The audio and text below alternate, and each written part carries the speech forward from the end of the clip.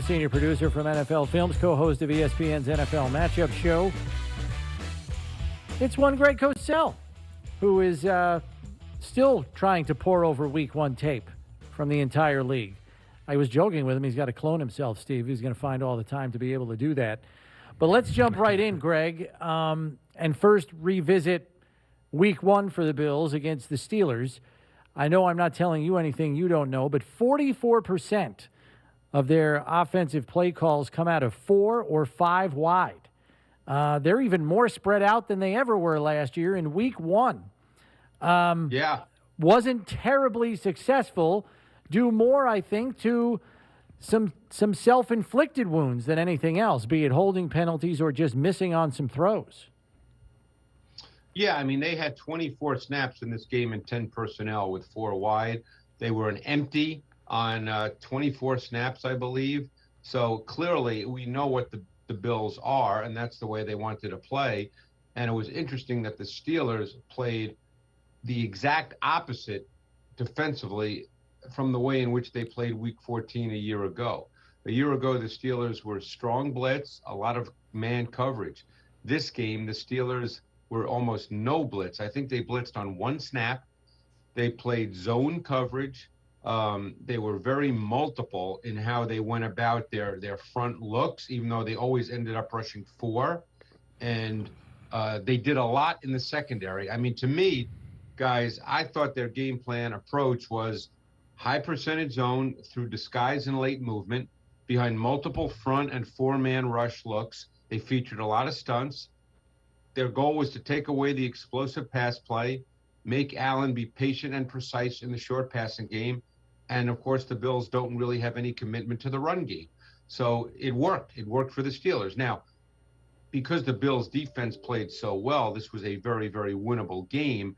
But you have to, if you're talking solely about the Bills' offense, that's what happened. Yeah, and what about, aside from holding penalties, now what did you see from Josh Allen that was different than the step he made forward in 2020? Yeah, this obviously was not a great game for Josh. I don't think he ever got truly comfortable in this game. He was a little unsettled. He was overly reactive. He got stuck in the pocket a lot without a throw, and only he could tell you why. We know that his ball placement in this game was a little erratic. He missed some throws, the biggest, of course, being the overthrow to Sanders. That would have been a touchdown. His trajectory was too flat. He needed to put a little more air under that throw. Overall, for a team that throws it so much, there was really no rhythm to their passing game. So it was not a good performance by Allen. But you have to keep one thing in mind. When you want to throw that much, particularly if you're going to be in empty sets, particularly if you're going to play with 4 wide receivers, there's a major burden on your offensive line as well. It's easy to say the quarterback did not have a great game, and the tape tells you that Josh did not have a great game. But you've got to be able to protect with 5 for the most part if you choose to play that way. And they struggled in pass protection. Josh did say this week, when kind of asked about his performance, he admitted to being over-aggressive, particularly early in the game, where he was hanging in the pocket looking for the giant chunk play on almost every drop back. Instead of taking some of the short underneath stuff, what the defense was giving him. And he said going into this week, he has to be more conscious of maybe reading the play bottom to top rather than top to bottom. Maybe just explain for our listeners what he's getting at with that. Yeah, and of course, as you guys know, that always depends on the play call. But very often, play calls that have a vertical route, the design asks the quarterback to read deep to short. And what happens often when you're reading deep to short, particularly with aggressive quarterbacks with big arms, is they wait for that deep throw a beat or 2 beats too long. And then what happens is the whole timing of the route concept gets disrupted, and it's very difficult for them to come short.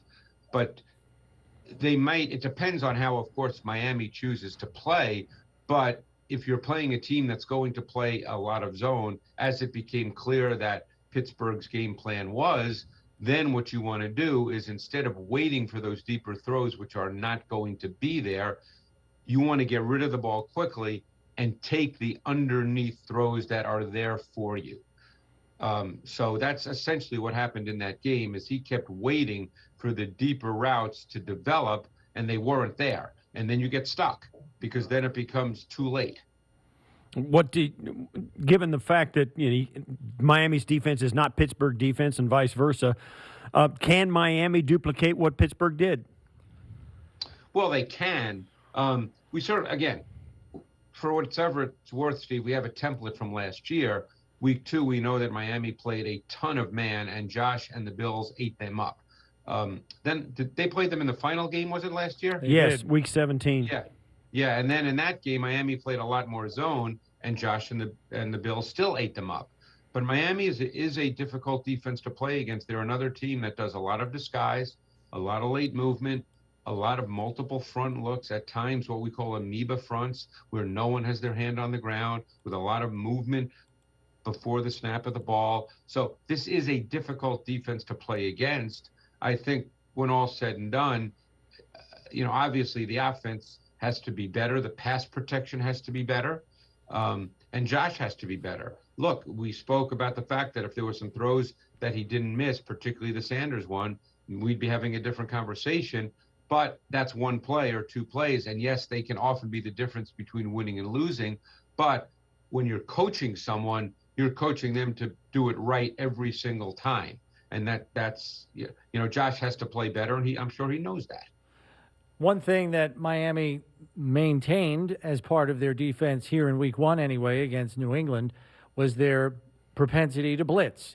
They blitzed almost half the time last week, which maybe to some extent you would expect against a rookie quarterback making his first career start in Mac Jones. But they blitzed a lot. I mean, they did it a lot last year.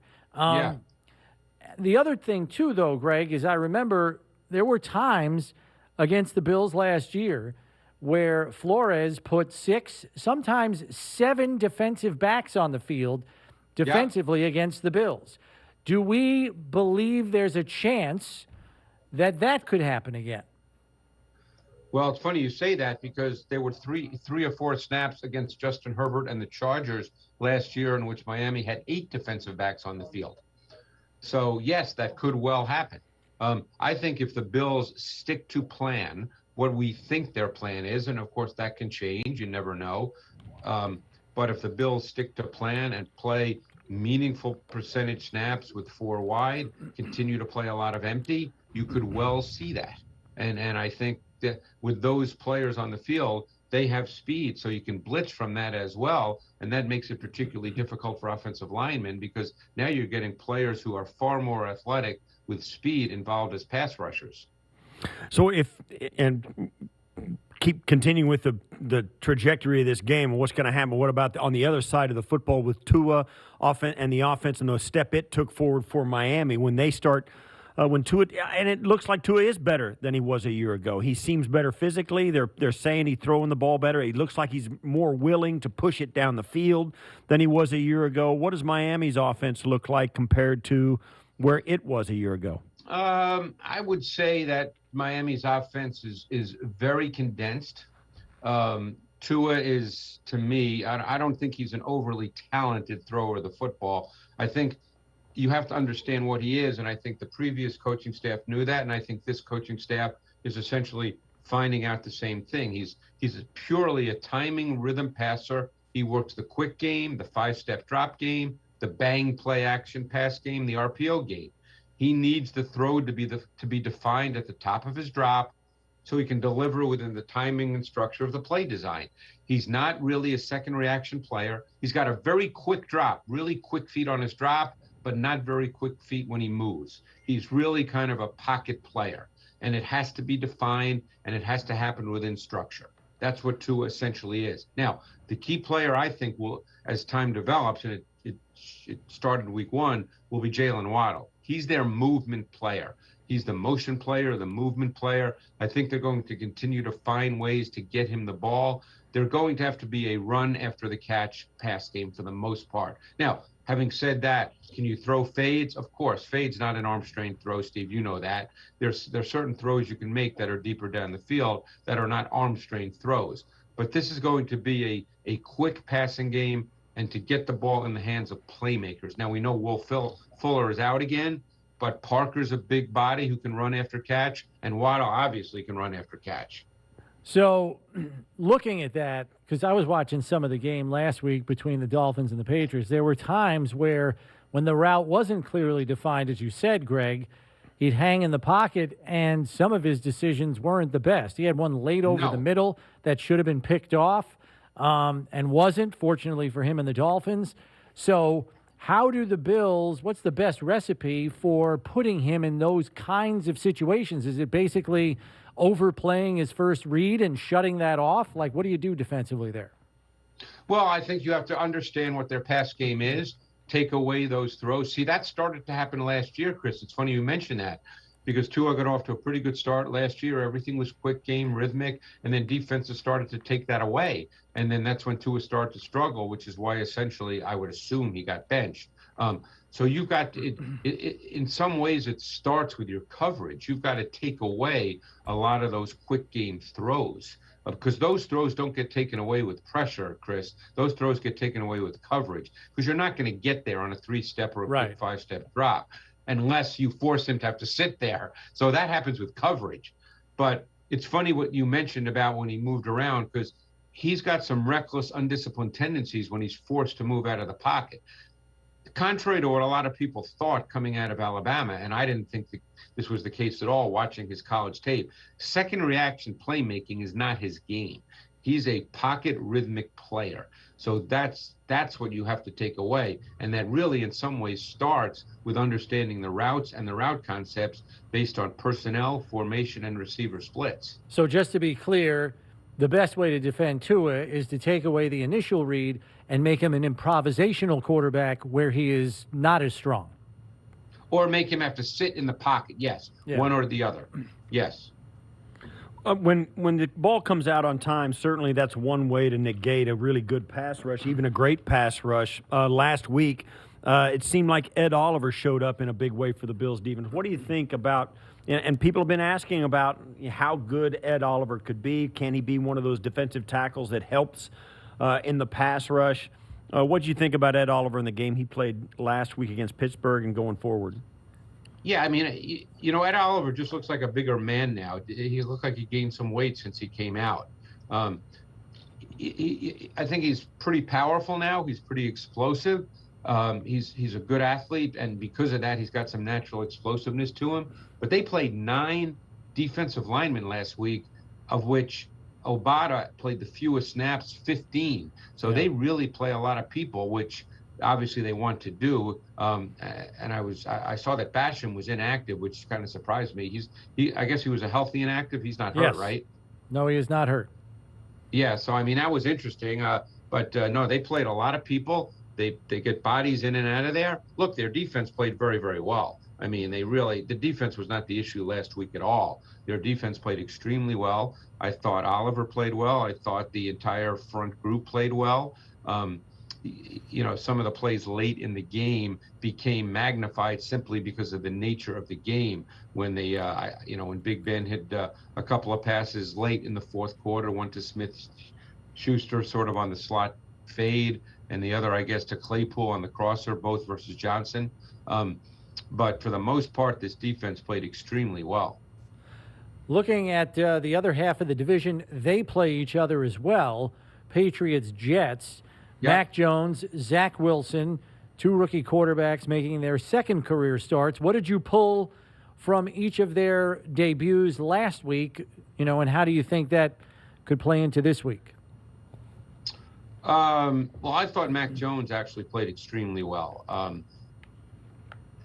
There's no mystery really to what he is, and I think he plays really well within what he is. There's a natural poise and calmness to the way in which he plays. He looks comfortable.